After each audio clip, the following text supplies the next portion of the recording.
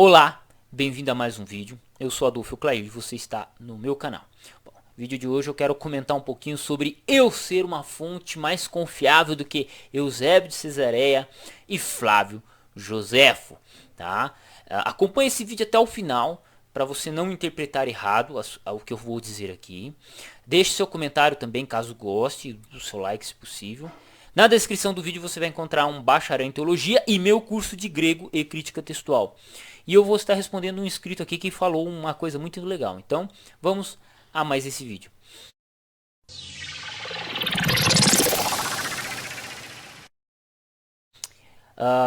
Um cidadão colocou o seguinte assim: talvez você seja uma fonte histórica mais confiável que todos esses historiadores antigos. Acho você muito arrogante e menos humilde. Flávio Joséfo, Eusébio de Cesareia, Tertuliano e outros grandes nomes da história da igreja são fontes mais confiáveis do que você. Assim, essa pessoa ela me achou arrogante, me achou arrogante, uma pessoa com pouca humildade, porque ela não entendeu o que eu disse. Ela não entendeu. Na verdade, se essa pessoa fizer um curso de licenciatura em História, um curso de licenciatura em História, e ela chegar na matéria de História Antiga, por exemplo, se ela chegar na matéria em que vai estudar o positivismo, o marxismo, a escola de análise, estudar o novo modelo histórico, né, a nova escola de história. Quando ele lê essas duas, quando ele chegar nessas duas matérias, né, a história do cristianismo, quando ele chegar nessas duas ou três matérias, ele vai aprender uma coisa muito importante, que você tem que, quando você lida com um documento antigo, o autor que escreveu, ele tem um interesse. Então, por exemplo, vamos pegar aí o regime militar, o período de 64 a 84 no Brasil. Se você pegar o livro A Verdade Sufocada, por exemplo, ele é escrito por um dos militares. E como é que ele demonstra? Ele demonstra grandes mentiras, grandes falas feitas aos militares, né? Coisas colocadas e escondidas por gente da esquerda, pelos militares. Essa verdade sufocada, beleza?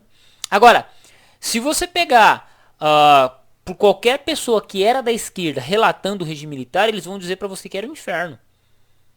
Era o inferno. E se você perguntar para qualquer pessoa que viveu na época do regime militar, eles vão falar que foram os melhores anos da vida deles, que tinham segurança, que o Brasil era tranquilo. Agora, peraí, como é que você tem três relatos diferentes sobre o mesmo acontecimento histórico? Por que isso acontece? É porque cada pessoa ela vai relatar o acontecimento histórico de acordo com o seu interesse.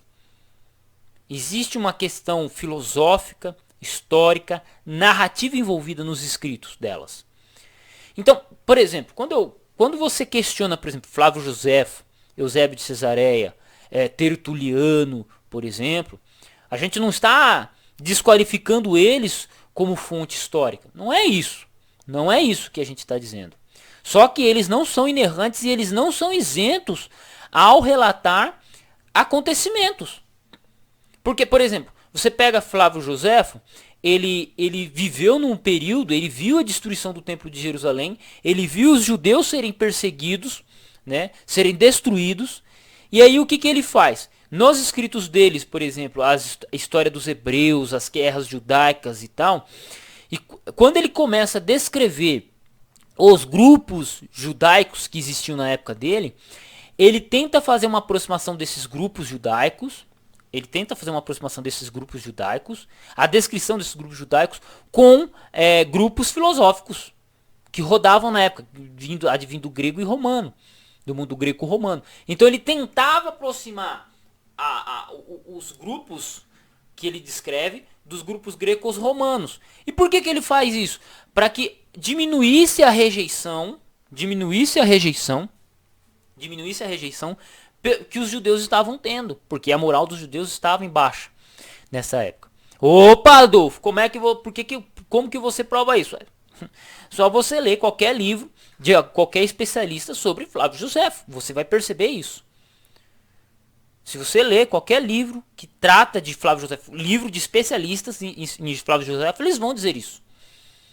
Entende? Ele vai misturar um monte de coisa. Então, assim, por que ele fez isso? Porque ele queria diminuir a rejeição dos judeus perante os romanos. Simples. E isso é fácil de entender, a narrativa dele, que ele tenta construir, né? É fácil você entender essa narrativa. E você percebe isso na descrição que ele fala. Por exemplo, se você pegar a descrição dele sobre os essênios, ele faz uma descrição dos essênios. Beleza? Hoje, se você pegar os grandes especialistas que tratam, mesmo depois da descoberta dos manuscritos do Mar Morto, por exemplo, eles vão dizer que os essênios nunca existiram, ou se existiram, não são como são relatados em Joséfo. Porque as fontes históricas, o que se tem, não bate muito com o relato do Josefão. Entendeu?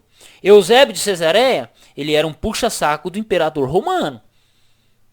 Entendeu? Então você tem um cara que ele era um puxa-saco do imperador romano e ele não tinha umas crenças muito ortodoxas sobre o cristianismo. Então assim, ele faz um relato da história eclesiástica muito importante, sim, mas esse documento História Eclesiástica, ele tem que ser estudado e analisado de um ponto de vista, você tem que analisar com cautela, assim como Joséfo, assim como Eusébio. É isso que a gente está dizendo. Eu não estou desqualificando ele como historiadores antigos ou como os grandes nomes. Não, eles vão continuar sendo estudados, vão continuar sendo analisados, vão continuar sendo respeitados, né? Porém, o trato que a gente tem com o relato que eles fazem é um pouco mais é um pouco mais sensível. Só que, por exemplo, quem sabe disso? Professores de história, professores de teologia, estudantes de teologia. No curso de teologia que está na descrição desse vídeo aqui por 200 conto, você aprende isso. Você vai aprender a estudar sistematizando. Você vai aprender a tratar o texto como ele tem que ser tratado. Agora, por exemplo, se você não fez curso nenhum, ou se você simplesmente quer provar sua tese, aí você vai citar a obra do jeito que você quer, sem questionar ela. Entendeu? Só que aí, por exemplo, estamos no século XXI, você não vai questionar a determinado documento? Você pode questionar, é válido. Se você pegar João Calvino, ele discordou e ele demonstrou que José estava errado historicamente em algumas questões. Ele demonstrou. Calvino, se você ler o livro de Daniel dele, se você ler o comentário de Daniel de Calvino, por exemplo, ele tem vários pontos em que ele faz duras críticas a José, 500 anos atrás. E talvez que você nunca leu nenhuma obra de Calvino, por exemplo, se você lesse, você saberia. Então, assim, todo teólogo, todo estudioso, quando ele lida com um documento, quando ele lida com um relato ou com um documento, ele analisa o pano de fundo de quem escreveu. Então vamos estudar Joséfo. Opa, Joséfo, historiador judeu do primeiro século, viu a destruição de Jerusalém. Ele escreveu em grego, tá? Ele mesmo disse que escreveu em grego, né? E as obras das guerras judaicas, tudo só tem cópias em grego, não existem cópias em hebraico. Por quê? Porque ele escreveu esse livro para que os romanos pudessem entender, o mundo romano pudesse entender o que era o judaísmo. Porque, você envia 2, 3 tropas lá para destruir uma cidade inteira, você mata 1 milhão e pouco de judeus, né? Assim, tô citando um número qualquer aqui, tá, gente? Você destrói uma cidade tão importante como era Jerusalém, né? E ninguém quer entender o que? Aí você tem Joséfo tentando explicar ou trazer uma aproximação. Você tem Eusébio, que tinha algumas crenças que não batiam muito. Por aí vai. Então, questionar o documento é a coisa mais natural do mundo. É a coisa mais natural do mundo. Para um historiador, para um teólogo, é normal isso aí. A gente você analisar o pano de fundo, com que interesse a pessoa escreve sobre isso, né?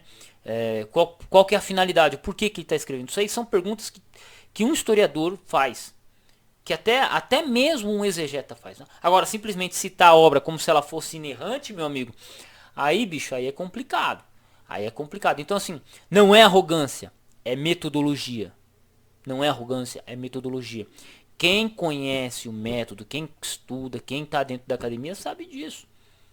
Sabe disso, tá?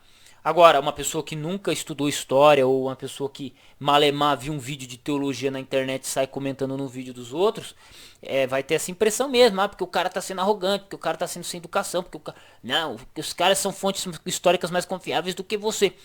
São, não estou dizendo que eles não são fontes confiáveis. A questão é, quando você vai olhar o documento, você vai analisar o documento metodologicamente, você tem que ter critérios. Porque senão, meu amigo, como é que a gente faz história? Mencionei o regime militar, coisa de 20, 40 anos atrás. Estou mencionando coisa de 40 anos atrás. Você tem pelo menos três linhas de três narrativas diferentes sobre os fatos. Três narrativas diferentes sobre os fatos. Como é que eu, como professor de história, lido com isso? Como é que eu?